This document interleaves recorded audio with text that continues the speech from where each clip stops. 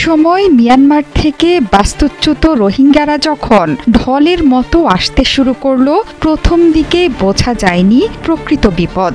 এখন বাংলাদেশ তার চরম ভুক্তভোগী। ঠিক একই ধরনের পরিস্থিতি এবার তৈরি হচ্ছে ভারত সীমান্তে। অবৈধ অভিবাসী বা বাংলাদেশির তকমা দিয়ে শত শত ভারতীয় মুসলিম নাগরিককে সীমান্ত দিয়ে ঠেলে দিচ্ছে মোদী সরকার, যাদের অনেকেই বাংলাদেশ সীমান্তবর্তী রাজ্যগুলোর ভারতীয় নাগরিক।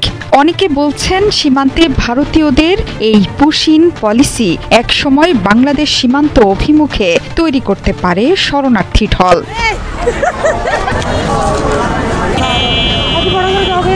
এই সংকটের রীতিমতো এপিসেন্টারে পরিণত হয়েছে আসাম রাজ্য। আসামের সাথে বাংলাদেশের সীমান্ত 260 কিলোমিটার। মে মাস থেকে হাজারো মানুষকে বাংলাদেশে পুশ ইন করেছে দেশটির সরকার। এমনকি বাংলাদেশি অনুপ্রবেশকারী ইস্যুতে আপত্তিকর বিভিন্ন মন্তব্য করছে দেশের হিন্দুত্ববাদী নেতারা। স্থানীয় মুসলিমদের বাংলাদেশের তকমা দিয়ে তাদের বাড়িঘর ভেঙে বিরান ভূমিতে রূপ দিয়েছে প্রশাসন। এখন তাঁবুতে বসবাস করছেন শত শত মানুষ। পর্যাপ্ত প্রমাণপত্র থাকা সত্ত্বেও যে কোনো সময়ে সীমান্তে তাদের ঠেলে দেওয়ার শঙ্কায় দিন কাটছে বাস্তুচ্যুতদের। ঘরবাড়ি ভাঙচুরের ভিডিও প্রকাশ করছে আন্তর্জাতিক গণমাধ্যম। মে মাস থেকে এখন পর্যন্ত 303 জনকে অবৈধ অভিবাসী সন্দেহে বাংলাদেশে পাঠানো হয়েছে এই রাজ্য থেকে।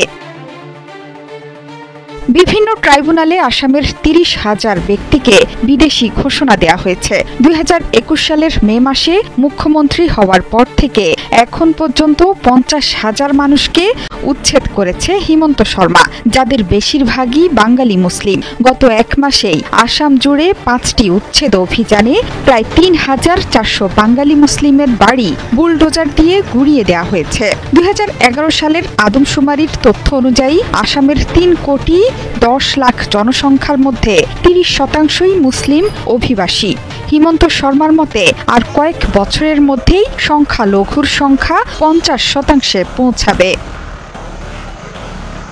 গুজরাটেও চলছে ভাঙচুর কার্যক্রম। গেল এপ্রিল এবং মে মাসে আহমেদাবাদের চান্দোলা লেক ও সিয়াসাত নগর এলাকায় 10,000-এর বেশি স্থাপনা, বাড়ি, ব্যবসা প্রতিষ্ঠান, মসজিদ ধ্বংস করেছে কর্তৃপক্ষ।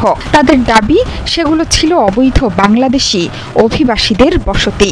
আটক হয়েছিলেন বহু মানুষ। পশ্চিমবঙ্গের সাথে বাংলাদেশের সীমান্ত 2,000 কিলোমিটারের বেশি। রাজ্যের বিজেপি নেতা শুভেন্দু অধিকারীর ভাষ্য, সেখানকার মোট জনসংখ্যার 35%ই নাকি বাংলাদেশি অনুপ্রবেশকারী। একই অবস্থা ঝাড়খণ্ডেও। 90 লাখ বাংলাভাষী মানুষের বসবাস সেখানে। সাম্প্রতিক সময়ে সেখানেও নাকি জনসংখ্যা বৃদ্ধি পাচ্ছে। বিজেপির দাবি, অনুপ্রবেশের জেরেই বাড়ছে বাংলাভাষী মানুষ। ভারতে মুসলিম বাংলাভাষীদের উচ্ছেদ কার্যক্রম এভাবে চলতে থাকলে সামনে অপেক্ষা করছে কঠিন দিন। বাংলাদেশের তকমা দিয়ে হাজার হাজার মানুষকে ভারত ঠেলে পাঠালে আরেকটি রোহিঙ্গা পরিস্থিতির সৃষ্টি হবে। দীর্ঘ প্রতিবেদন প্রকাশ করে আন্তর্জাতিক মানবাধিকার সংস্থা হিউম্যান রাইটস ওয়াচ জানিয়েছে, ভারতকে যথাযথ প্রক্রিয়া ছাড়া এভাবে বেআইনিভাবে লোকজনকে অন্য দেশে ঠেলে দেওয়া অবশ্যই বন্ধ করতে হবে।